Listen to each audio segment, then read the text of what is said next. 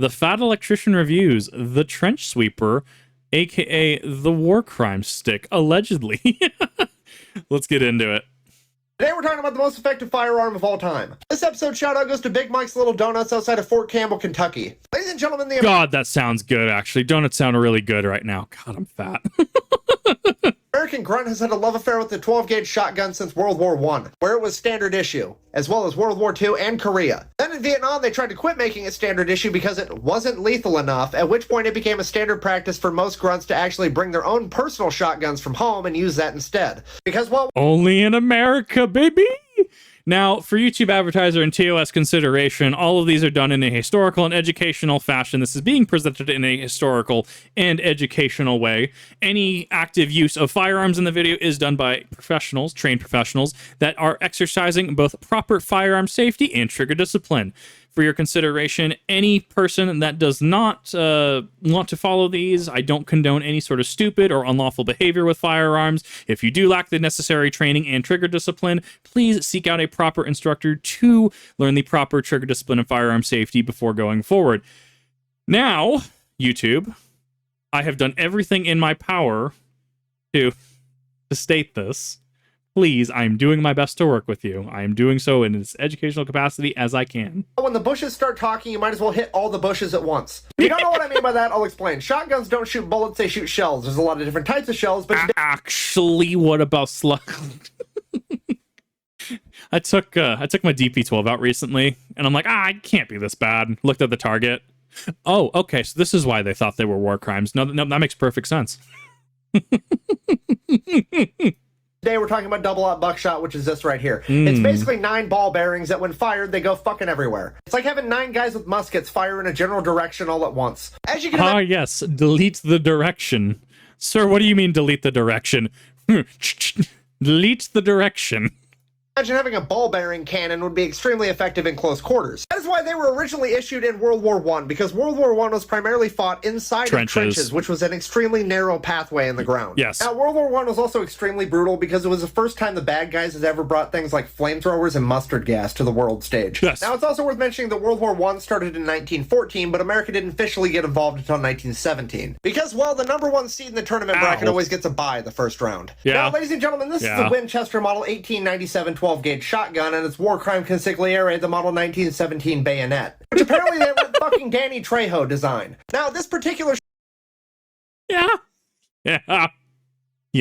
shotgun is very special because it's only the second pump-action shotgun ever made, and it did not incorporate a safety feature that is known as a trigger disconnect. Now, a trigger disconnect is what makes it so you have to pull the trigger every time to fire the shotgun. And since this particular shotgun is lacking that, you can just hold the trigger down, and every time you pump it, it fires. Meaning I wonder...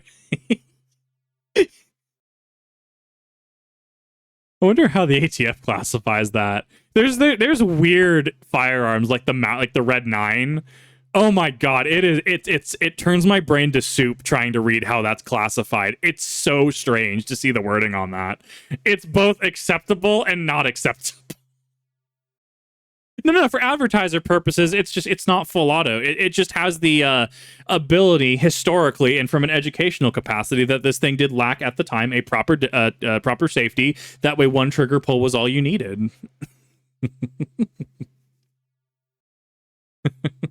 Meaning that you can fire all 6 shells in a matter of seconds. Now, if you're not picking up what I'm putting down, I'm telling you that the United States government gave a bunch of 18-year-old young men that hadn't seen women in months a gun whose only destructive capacity was limited by their ability to do this.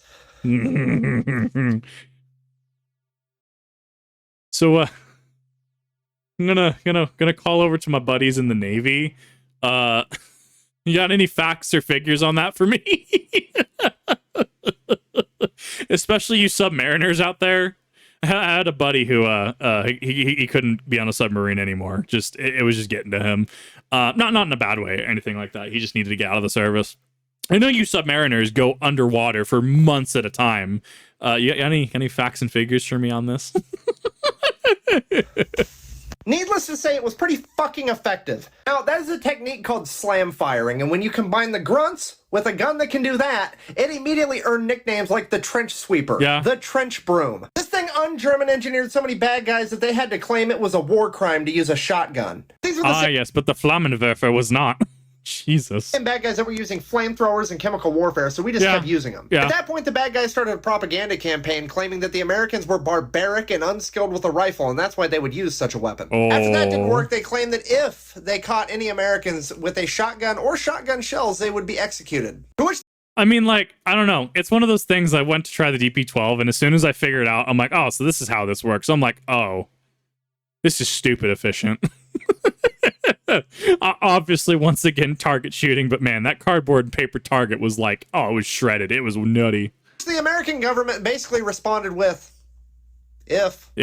Now, just for clarification, it is not and never has been a war crime to use a shotgun. But that is almost exclusively because the side America was on one. If the bad guys had won, they would almost certainly make it a war crime, because it's only a war crime if you lose. In conclusion, if you ever go toe-to-toe with an American grunt wielding a war crime stick, he's probably going to have a look in his eye like, I'm here to eat beef jerky and slam fire this shotgun, and if he doesn't have beef jerky, you're probably going to be in trouble. Thanks for watching. I hope you enjoyed it. We have 4 new designs that are shirts and stickers, as well as some shirts in women's sizes now available at this link. If you're not on TikTok, that link is in the video description. So until next time, thanks for your service. Quack bang out. I actually really love that he moved over from TikTok to YouTube, and it seems like he's gone fairly successful on YouTube. I'm very happy that the Fat Electrician has gotten as much love as he's done. I actually saw today there are other people who are now reacting to the Fat Electrician, and I'm very, very happy about that. He is an awesome individual. The way that he can present history in such a direct capacity, direct, personable, just relatable capacity, I absolutely just love his style and love his form. Even his older videos. His older videos have just as much personality and charm in the army. If you can remember 3 front lawn facing up. Fair enough. Oh man, but what do you guys think? Obviously, this is done for YouTube in educational capacity. If we can have I Show Meat, I Show Speed show his wang on stream and not get any sort of community guideline violations, any sort of advertiser demonetization, I feel that done in a professional capacity like this, there should be no problem with this, in my personal opinion. But alas, you know, what do you think in the comments section? What has your experience been? Have you tried out that specific model? Have you? What have you? What do you like? 12 gauge, 4 gauge? You know, please keep it civil in the description, in the comments, all that fun stuff. Please keep it nice. I'm really, really trying with YouTube right now. I'm very, very, very. I'm trying with their policies and demonetization. But alas, let me know. And as always, if you did enjoy this, please go check out the Fat Electrician, as he does a lot of great content, and he deserves all that support. Alas, I will see you in the next one.